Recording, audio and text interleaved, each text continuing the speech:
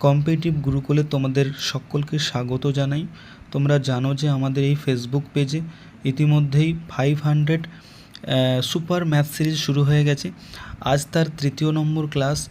আজকেও একটা গুরুত্বপূর্ণ অঙ্ক আমরা দেখে নেব। তো যাক, দুটির সংখ্যার অনুপাত 7:11। সংখ্যা দুটির উভয় পদের সঙ্গে 7 যোগ করলে সংখ্যা দুটির অনুপাত হয় 2:3।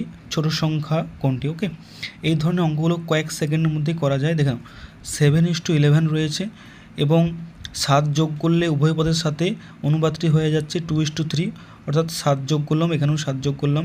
এগুলোকে আমরা ক্রস মেথডের সাহায্যে সলভ করব।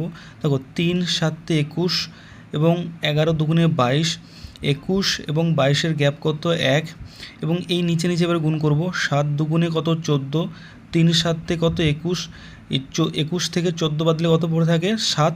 তাহলে আমরা এখান থেকে বলতে পারি যে 1 = 7। এবারে কী চেয়েছে? ছোট সংখ্যা কোনটি?